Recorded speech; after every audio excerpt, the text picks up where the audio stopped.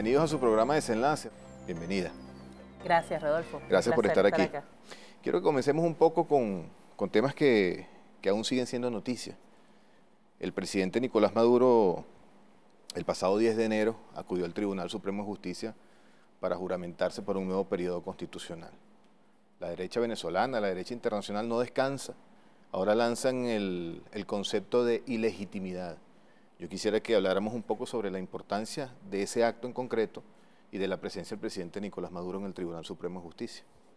Sí, el 10 de enero para nosotros tiene una especial significación, pues recordemos que en el 2013 también el pueblo se juramentó presidente en aquel momento, cuando la invitación de las fuerzas de la derecha era justamente a desconocer en aquel momento al presidente Chávez.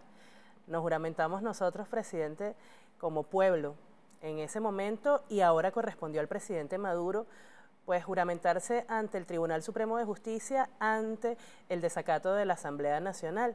El ejercicio político nos lleva, y lo ideal sería poder convivir todos los poderes que hacemos vida en este momento en la República Bolivariana de Venezuela, en armonía, en medio de nuestro disenso en cuanto a la visión política y de sociedad, en armonía. Sin embargo, ha sido hasta ahora bastante cuesta arriba con la derecha venezolana, y por tanto la Constitución orienta que en ese caso es necesario que el presidente de la República se juramente ante el Tribunal Supremo de Justicia, acompañado de representaciones de más de 90 países. Además, acudió el presidente, acudió la Asamblea Nacional Constituyente, acudieron todos los poderes excepto el Poder Legislativo, que se mantiene en desacato, y se cumplió con lo que exige la Constitución, con la juramentación para un nuevo periodo que nos coloca entonces a nosotros como pueblo ahora a hacer valer la soberanía que se expresó el 20 de mayo del año pasado, donde justamente a través del voto colocamos al presidente Nicolás Maduro para un segundo periodo,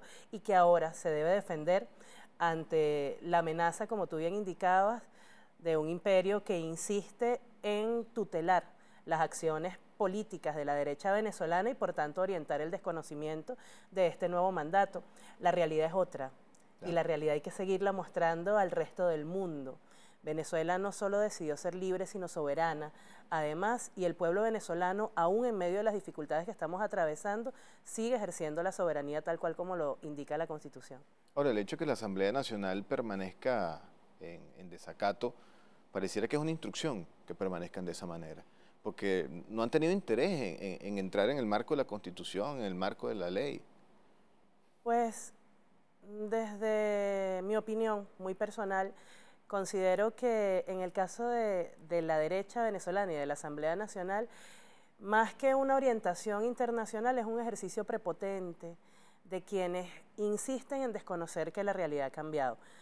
El ejercicio de la política, entre otras cosas, nos lleva a buscar relacionarnos, y es primera vez que la derecha venezolana toma el poder por los votos, toma el poder legislativo, y sería muy sencillo admitir que se equivocaron, retirar a esos 3 diputados que los mantienen en desacato, en lugar de lanzarse por la aventura golpista.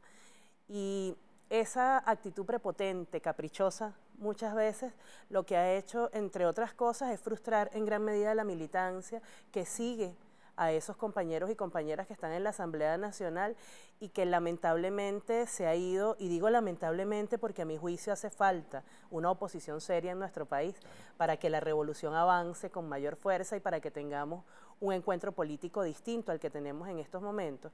Pero ellos insisten en ese ejercicio irresponsable de la política, que los mantiene entonces en desacato, y que a mi juicio los va a llevar a continuar diluyéndose y dividiéndose hasta que definitivamente corresponda un nuevo periodo en el Poder Legislativo y nos confrontemos nuevamente en el plano electoral, en el plano pacífico, que es como nosotros insistimos en llevar el proceso revolucionario.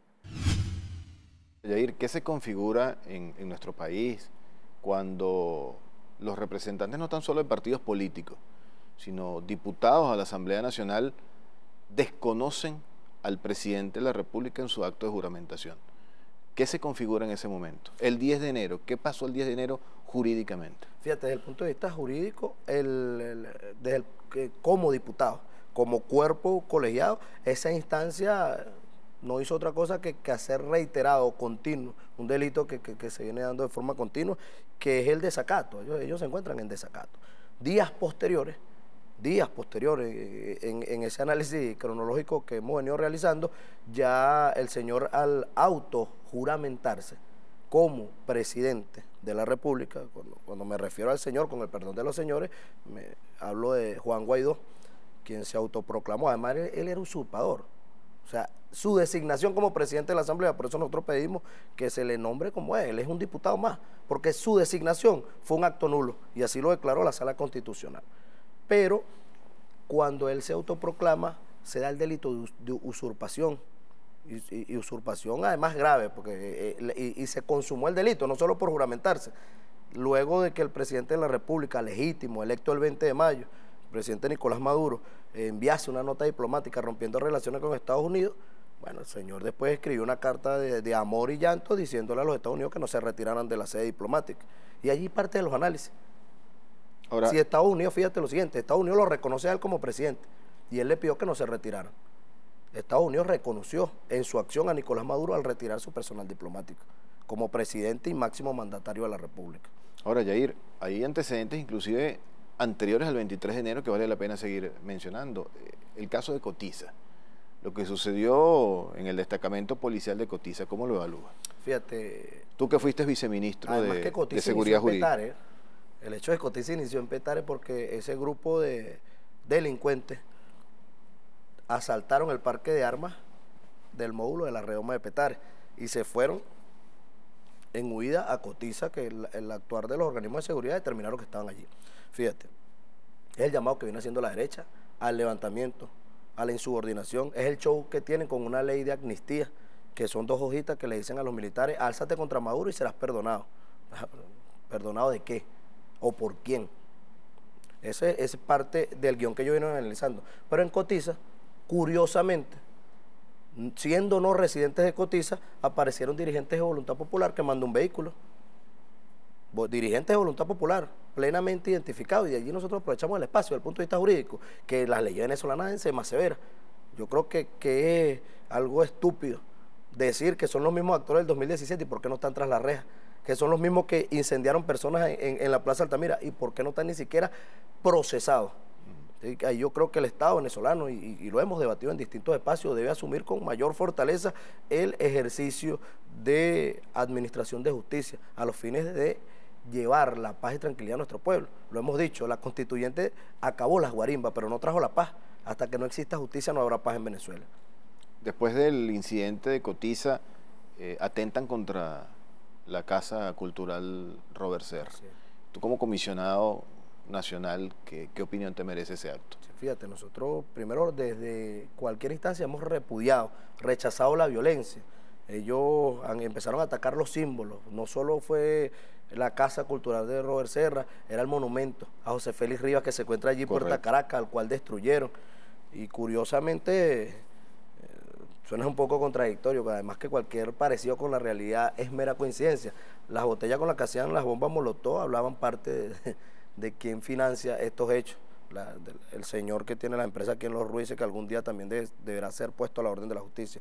Pero fueron mercenarios, fueron contratados. Hay 16 detenidos, nosotros hemos venido haciendo seguimiento al procedimiento, 16 detenidos, 16 delincuentes comunes. Y cuando hablo de delincuentes, más allá del hecho vandálico de quemar la biblioteca de la casa de Robert Serra y parte de los cuadros del hermano Robert Serra, es que tienen amplio prontuario policial, como todos los militantes de Voluntad Popular, y manifestaron, mira, nosotros nos pagó cierta y determinada persona, ya se está haciendo la telefonía, se tienen los números telefónicos de las personas donde ellos debían enviar los videos, porque la condición para terminar de materializar el pago era que generaran el acto vandálico, se grabaran y remitieran eso a unos números telefónicos que el estudio ha determinado que es de donde salen estas imágenes a fuentes internacionales, donde pretenden mostrar un hecho puntual en una parroquia, en ese caso la parroquia La Pastora de Caracas, como si eso hubiese estado ocurriendo en todo el territorio nacional.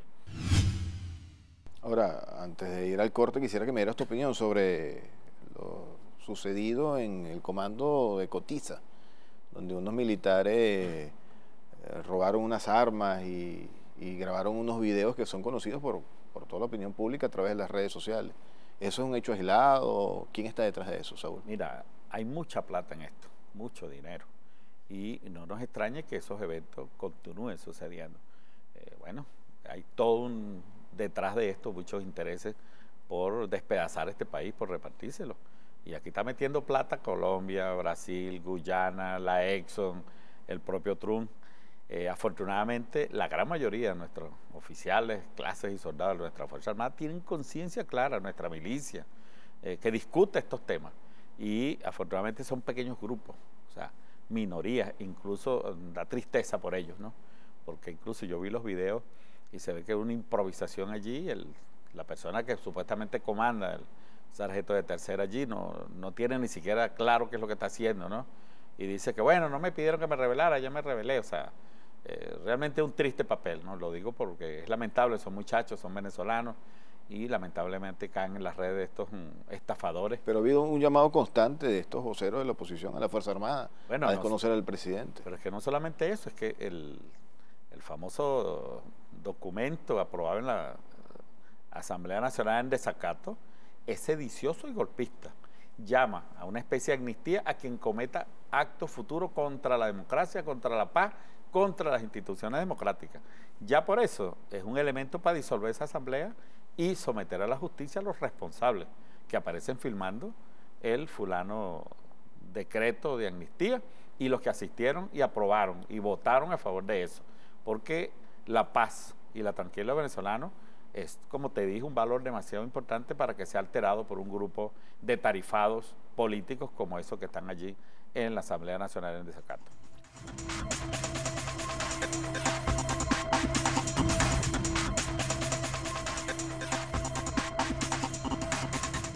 Hay un elemento importante en todo este análisis que se dio días después de la asunción del presidente, de la juramentación en el Tribunal Supremo de Justicia, donde ellos en esos días habían venido llamando al desconocimiento de las instituciones, a la sublevación de nuestra Fuerza Armada, de nuestros cuerpos policiales, y sea un incidente en Cotiza. ¿Qué opinión te merece eso? Fíjate, antes de eso es bueno recordar que ellos comenzaron a dictar actos y leyes aún estando fuera de la Constitución. Fíjate, yo lo que creo es que la Asamblea Nacional ya no es solo un cuerpo en desacato, sino es un cuerpo colegiado insubordinado contra el orden constitucional. Ellos prepararon el terreno. Nosotros veníamos insistiendo en que las órdenes se las estaban dando de afuera, que ellos no podían actuar por sí mismos, que era una oposición supeditada a las órdenes que vinieran del imperialismo, especialmente de los Estados Unidos, del Departamento de Estado.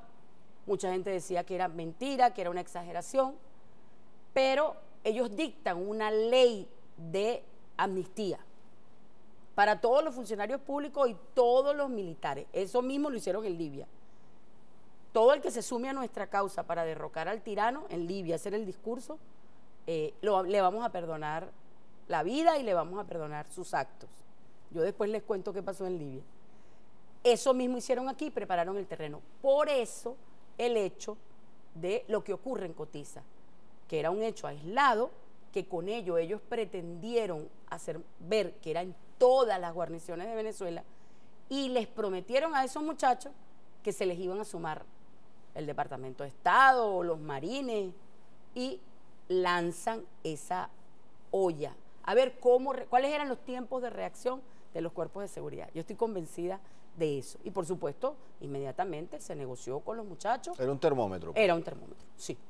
Son ensayos. Lo mismo el 23 en la noche. Los hechos de violencia del 23 en la noche a través de las bandas criminales era el escenario como se montó en Libia o en Siria, que a través de mercenarios atacaron a los cuerpos de seguridad del Estado para justificar una guerra civil.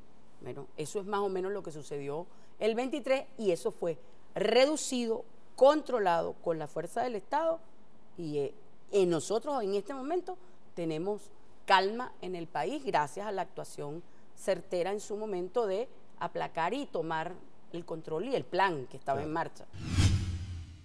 Hay un joven aventurero, yo no lo quiero ni nombrar, que basado en el artículo 233, porque además son hasta piratas para el tema jurídico, basado en el artículo 233, que es el artículo que esta Constitución establece para las vacantes absolutas del presidente. Cuando uno ve allí las causales de vacantes absolutas, ninguna existe, y además en una plaza de manera improvisada se autoproclama, jugando a la guerra. Un muchacho que creo que nunca ha estado en una guerra ni en Nintendo, pues, porque no sabe ni lo que es la guerra. No hay misiles solo matachavistas, ni balas solo matachavistas. El día en el que el imperio norteamericano intente mancillar el honor de esta tierra, se va a conseguir con una resistencia que jamás se han imaginado los norteamericanos. Fíjense, nosotros estamos amenazados. Yo les puedo mostrar aquí. Nosotros aquí estamos rodeados por 41 bases militares del imperio norteamericano y de la OTAN. Un plan contra Venezuela porque sabe que aquí están las mayores reservas energéticas del mundo, certificadas y comprobadas además. Lo que ellos no saben es que nosotros estamos decididos a seguir siendo libres y vamos a resistir, créanmelo. Tenemos además el mejor sistema de defensa aeroespacial de América Latina.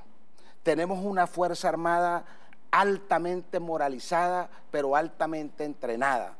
Tenemos una Fuerza Armada además con armamento de primera tecnología.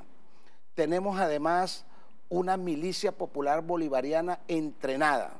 Miren, señores escuálidos que juegan a la guerra, el día en el que aquí, de verdad, si el imperio norteamericano y sus aliados logran mancillar esta tierra, créanme que ustedes van a ser declarados enemigos de la patria y serán tratados como enemigos de la patria. Yo les puedo decir algunas cosas para que ustedes reflexionen. Tenemos más de 130.000 francotiradores en la Fuerza Armada entrenados para defender esta tierra de Bolívar y Chávez. Y no es que sea un discurso guerrerista, no, porque esta tierra, según el preámbulo de esta Constitución, es una tierra de paz. Y según el artículo 1 de esta Constitución, es invocar a la paz. Y el presidente de la República, nuestro presidente, es el líder de la paz y siempre ha tendido la mano a la paz. Pero sepan también que por mucho que nosotros queremos la paz para Venezuela, jugamos a la paz de Venezuela, sepan que, como lo decía el comandante Chávez, somos una revolución pacífica, pero somos una revolución armada. Pero además, armadas y dispuestos a defender el legado del comandante Hugo Chávez. Miren, solo podrán ustedes salir de la revolución en el marco de esta Constitución. Fuera de esta Constitución, nada. Y el presidente fue electo el 20 de mayo en elecciones universales, directas y secretas, donde hubo participación de la oposición, 3 candidatos de la oposición y más de 20 partidos políticos, donde además con un Consejo Nacional Electoral que según la Fundación Jimmy Carter dice que es la mejor y la más segura del mundo. Bajo todas esas libertades de democracia, el presidente ganó con el 67.8. Quieren mayor legitimidad de esa. Quieren ustedes mayor legitimidad de 25 elecciones en 20 años de revolución y le hemos ganado 23. Ustedes fueron a una mesa de diálogo a República Dominicana y allí querían elecciones adelantadas. Y nosotros en la Asamblea Nacional Constituyente, basado siempre en esta Constitución, en el 349 de esta Constitución, bueno, convocamos y los complacimos a ustedes. Llamamos a elecciones regionales y le ganamos 19 de 23 gobernaciones. Querían elecciones para las alcaldías y tenemos 337 de 335. Llamamos a consejos legislativos, los ganamos casi todos. Llamamos a cámaras municipales, las ganamos casi todas. Decían ustedes que querían elecciones adelantadas para derrotar al presidente de la República y las convocamos el 20 de abril. Y falta ahora un solo poder que no está relegitimado, que es el poder legislativo, y ya nos los pidió el presidente el sábado pasado, no los pidió y vamos a evaluar en la Asamblea Nacional Constituyente la convocatoria de unas elecciones de la Asamblea Nacional. Usted dice que tienen más del 90%, es cuálido. Bueno, gánenlo las elecciones. Yo estoy casi seguro que la próxima Asamblea Nacional será mayoría revolucionaria, pero además con diputados patriotas, no diputados vendepatrias, con diputados que puedan defender este territorio que es la patria de todos. No por intereses personales o por intereses de grupo, nosotros podemos jugar a cosas tan delicadas como la guerra. Yo estoy seguro que ellos no tienen idea. Fíjense, pero además los americanos con un plan de desmembrar a Venezuela para distribuirse las riquezas. Ese es el plan de los americanos, donde Colombia y Brasil es cómplice de ese plan. Los americanos entraron al Vietnam y dividieron a Vietnam en Vietnam del Norte y Vietnam del Sur. Fueron a la guerra de Corea y dividieron a Corea en Corea del Norte y Corea del Sur. Fueron a Yugoslavia y dividieron a Yugoslavia en 7 países. Entraron en Irak, dividieron hoy Irak está dividida en más de 20 territorios. Entraron en Libia en más de 100 territorios, está dividida. Así quieren dividir a Venezuela, no lo vamos a permitir. Créeme que nosotros estamos verdaderamente comprometidos, que tenemos una Fuerza Armada absolutamente distinta a la del 89. Tenemos una Fuerza Armada comprometida. Mire, el presidente de la República hizo un acto, en la base aérea Libertador con los pilotos, donde hubo un juramento y un compromiso, y la mayoría de los pilotos venezolanos, los mejores pilotos de combates del mundo, lloraron y se comprometieron a defender por encima de cualquier cosa esta soberanía.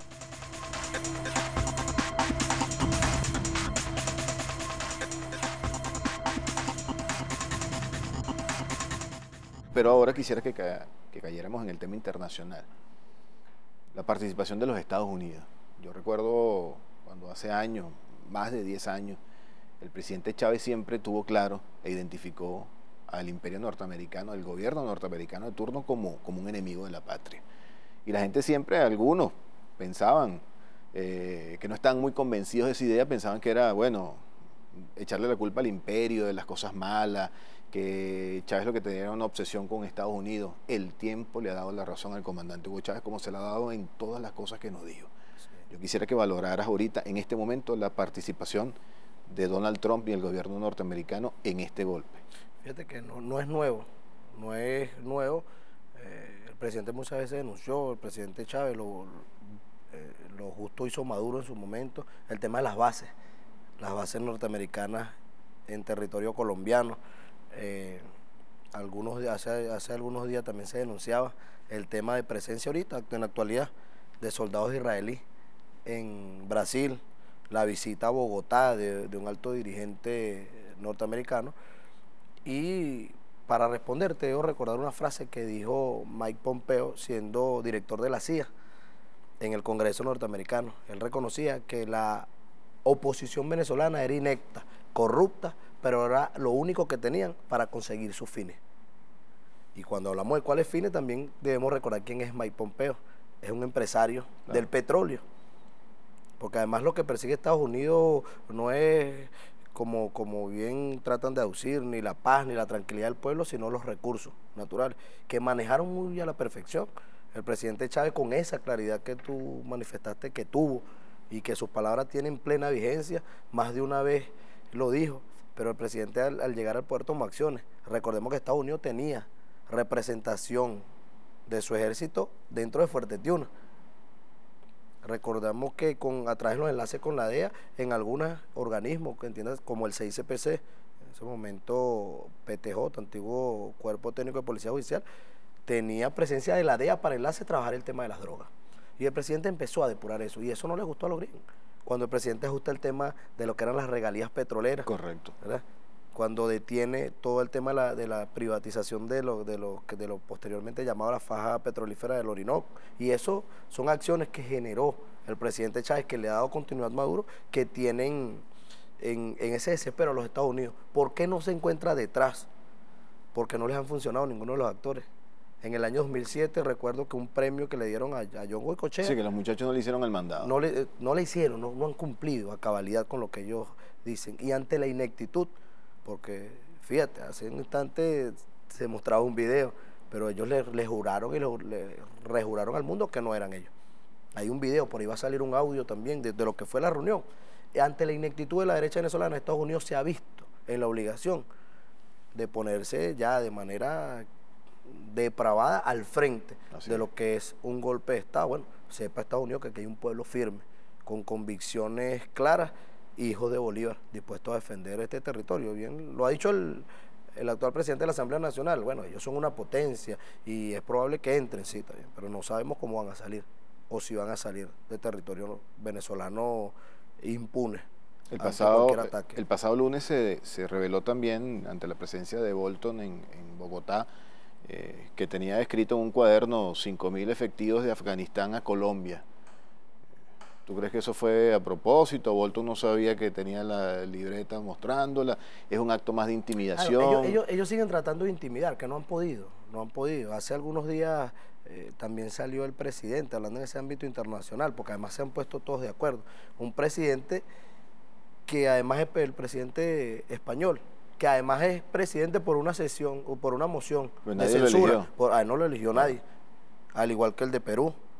El de Perú fue designado producto de que su antecesor salió por corrupción. Yo creo que deben empezar a revisar cada uno de los procesos que tienen internos antes de atacarnos, o al traidor de Ecuador, por nombrar alguno de ellos. Eso no es casual, eso es la puesta de las bases allí hace algunos años, mostrar que vienen unos soldados a Colombia, la llegada de soldados israelíes, con supuestos planes de articulación a Brasil. Eso muestra, siguen siendo medidas intimidatorias, pero bueno, lo que queremos recordar también es que Venezuela no está sola en el mundo. Claro. Recordemos inicialmente lo que ocurrió en la OEA.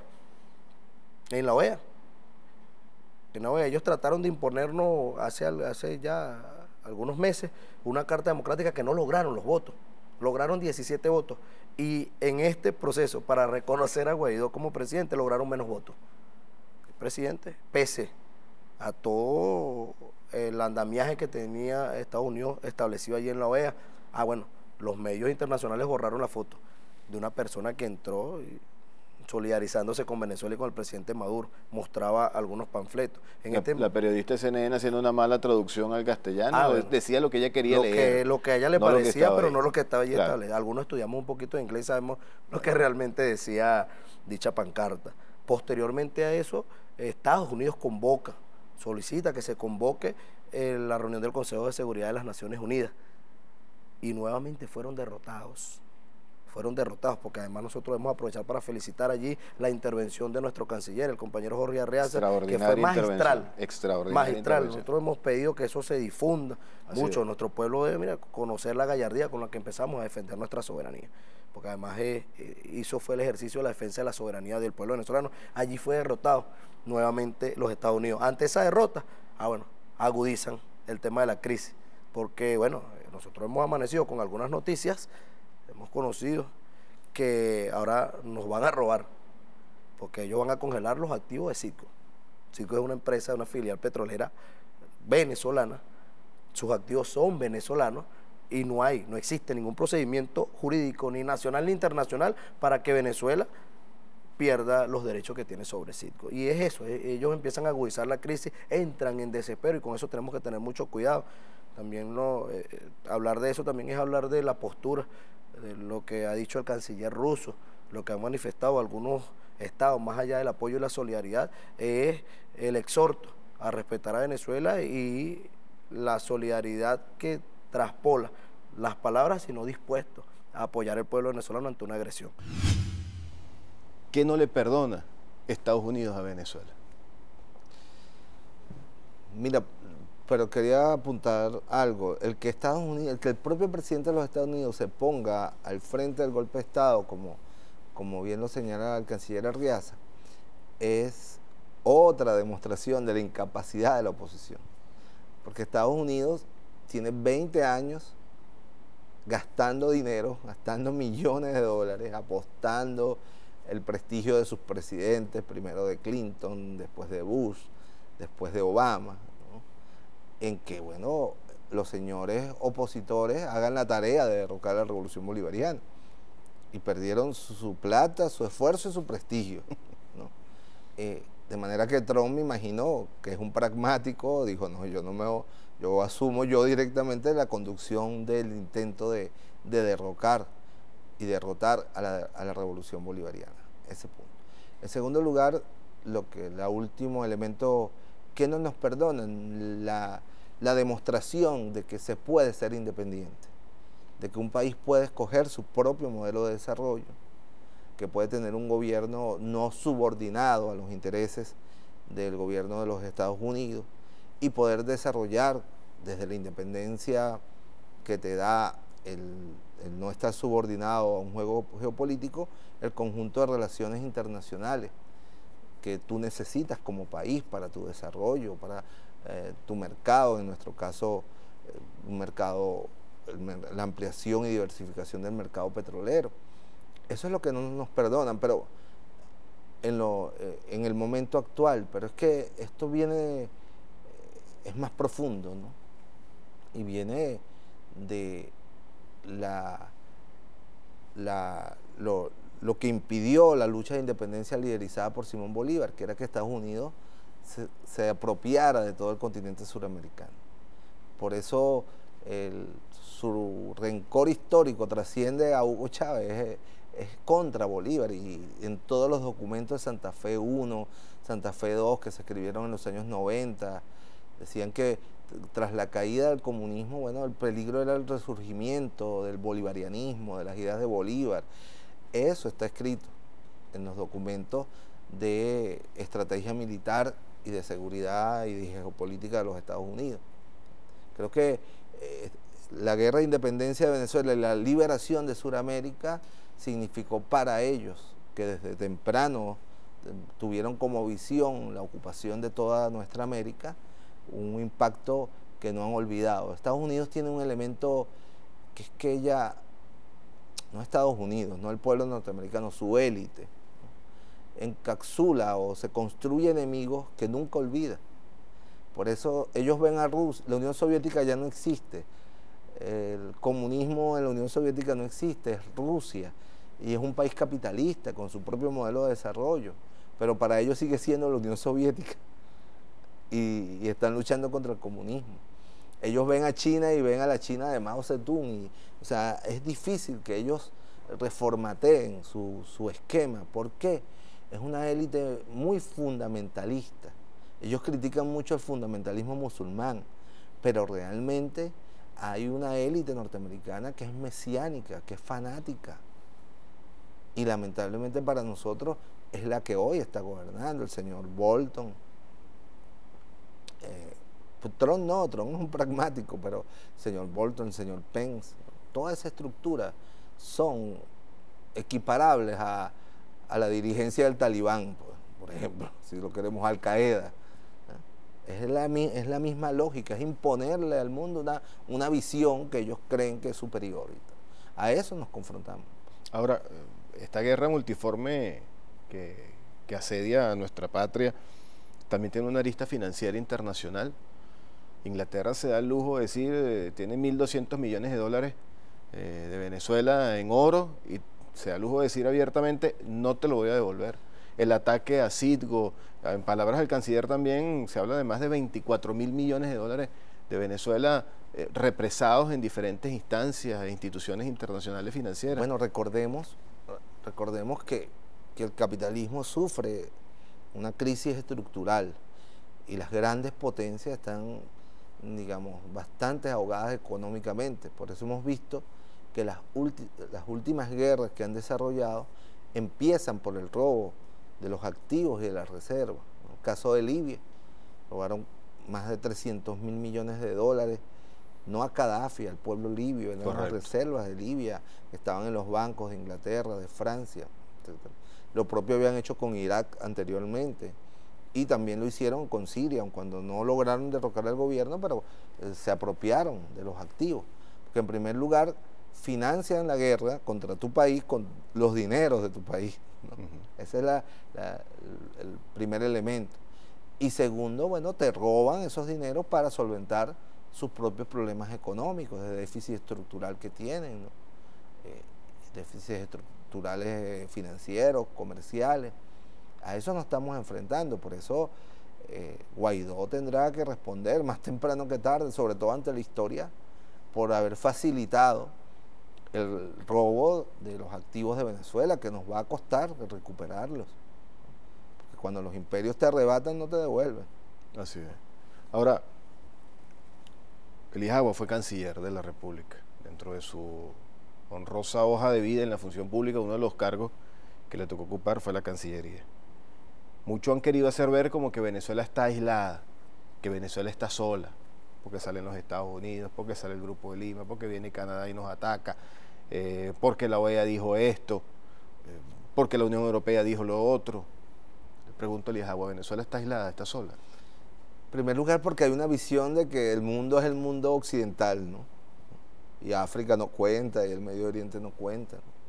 La inmensa mayoría de los países representados en la ONU, yo creo que no son más de 30 países en el mundo, de casi 190 países que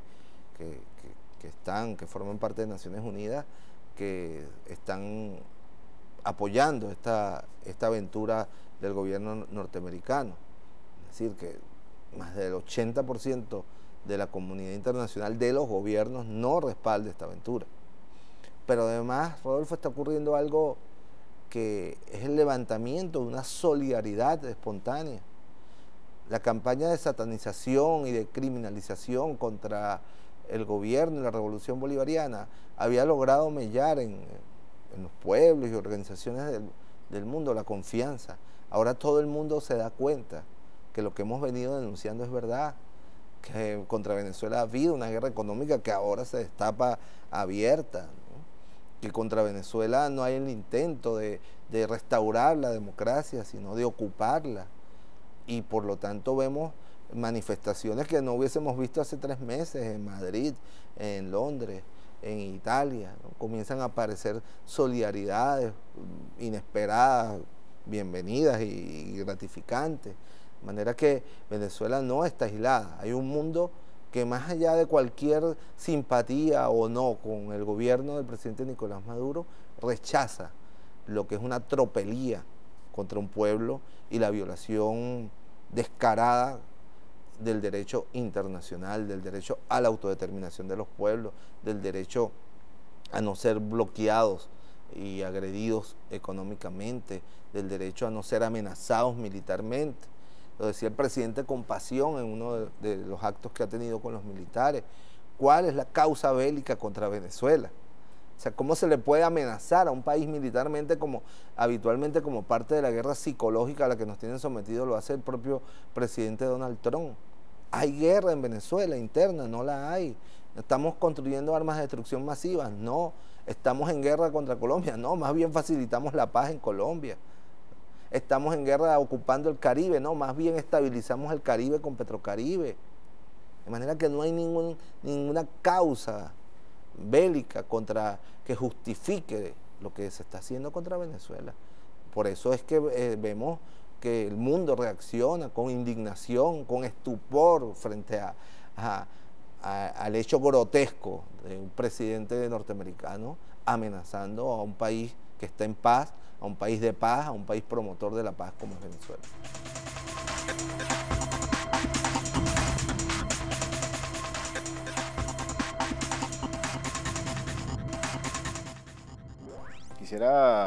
Quisiera algunas precisiones sobre el reciente incidente en aguas territoriales venezolanas con un buque de la ExxonMobil. Pareciera una provocación del gobierno de Guyana hacia el gobierno de Venezuela. Mira, yo creo que si algo ha servido estos días es para que las contradicciones queden identificadas con plenitud. Antes el gobierno norteamericano y las transnacionales actuaban de una manera encubierta. Aquí es abierto. Los llamados sediciosos, injerencistas y agresivos, inamistosos y guerreristas del gobierno americano están a la luz del día. Y también la presencia de las transnacionales petroleras, en este caso la ExxonMobil. ¿Quién es quien paga esos buques que violaron aguas jurisdiccionales venezolanas? Es decir, eran en el territorio de reclamación, estaban en territorio venezolano. El video de la impecable actuación de nuestras Fuerzas Armadas revela que ellos estaban conscientes que estaban en territorio venezolano. Allí se ve que es una provocación del imperialismo, de la ExxonMobil, que utiliza lamentablemente el gobierno de Guyana, porque nosotros no tenemos nada contra el pueblo de Guyana, es un pueblo hermano. La diferencia o digamos el tema que tenemos con el Esequibo es una herencia colonialista como la tienen todos los países de nuestro continente. Todos los países tienen sus problemas fronterizos que es parte, bueno, de una herencia del colonialismo europeo en nuestra América.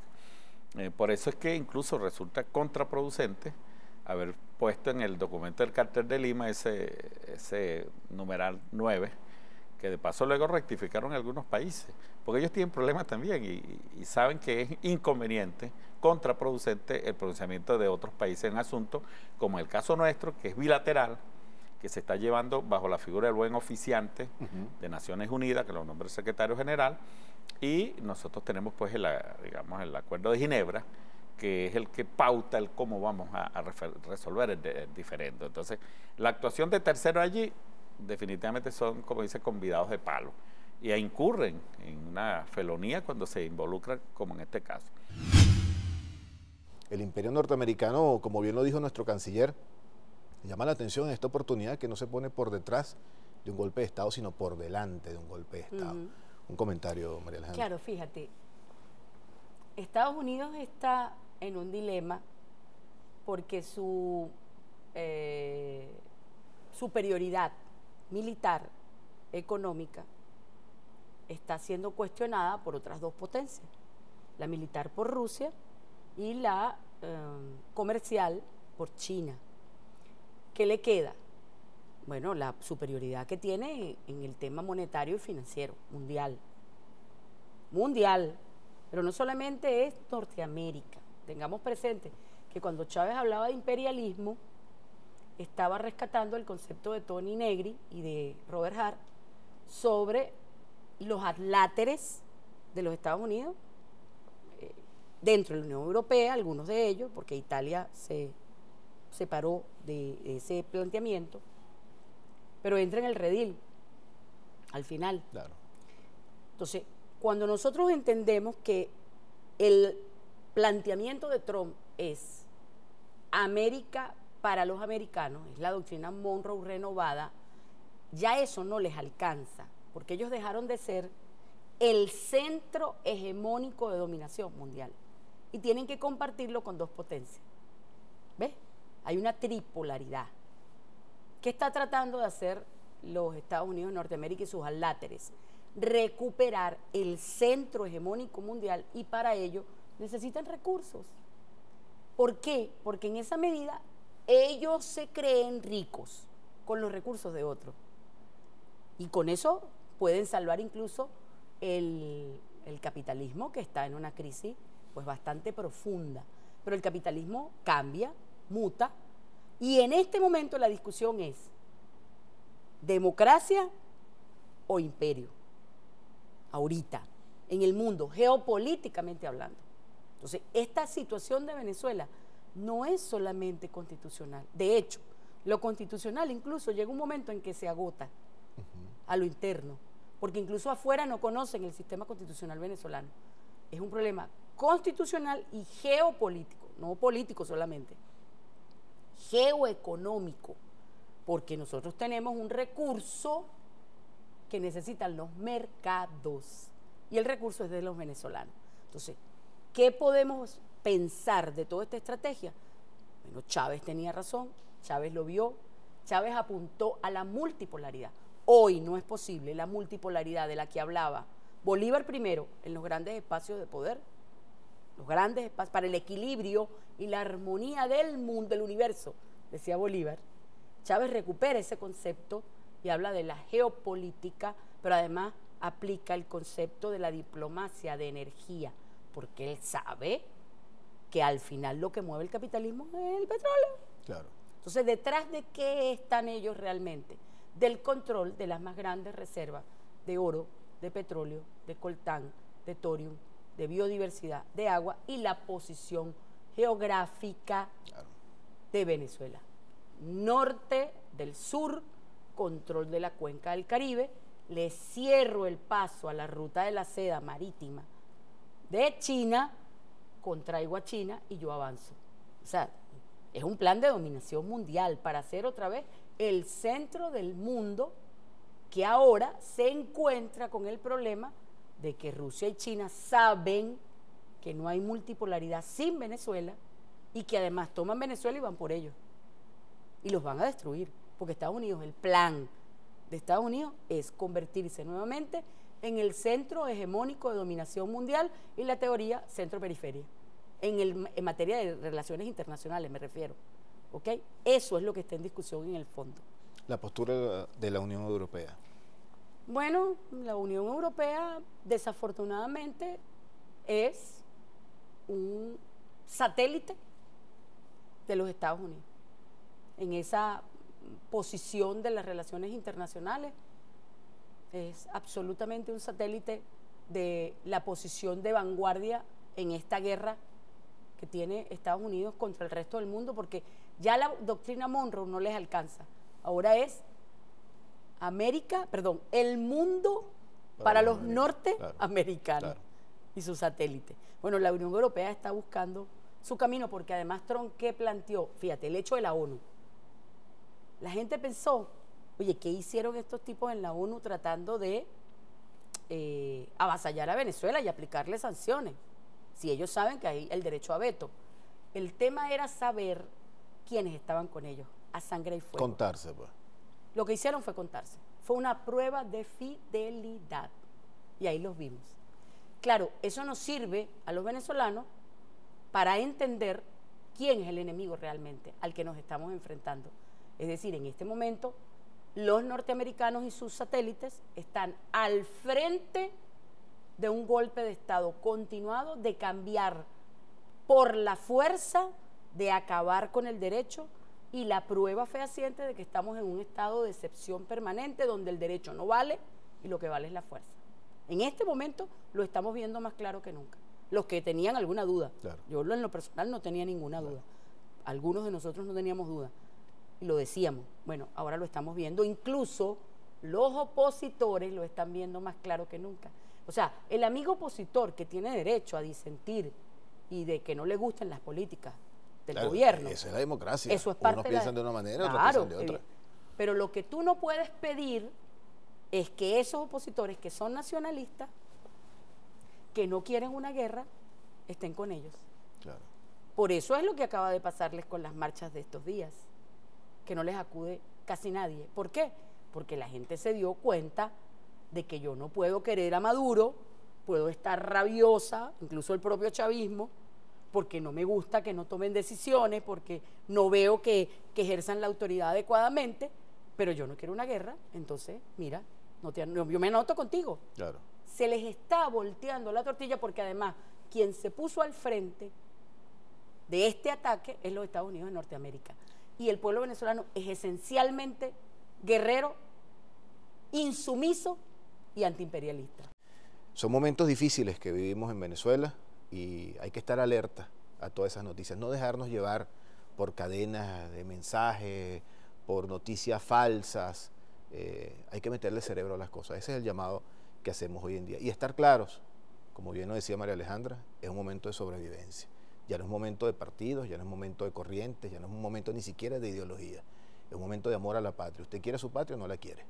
Esa es la situación en la que estamos, en lo que nos han llevado, lamentablemente, en este momento la derecha venezolana. Pero yo estoy seguro que la mayoría de los venezolanos de bien sabemos dónde estamos, sabemos lo que queremos para nuestro país. No queremos violencia, no queremos muerte, no queremos daño. Queremos que nuestros hijos vivan en una Venezuela de paz, en una Venezuela de revolución. Nos vemos en la próxima entrega. Agradecido.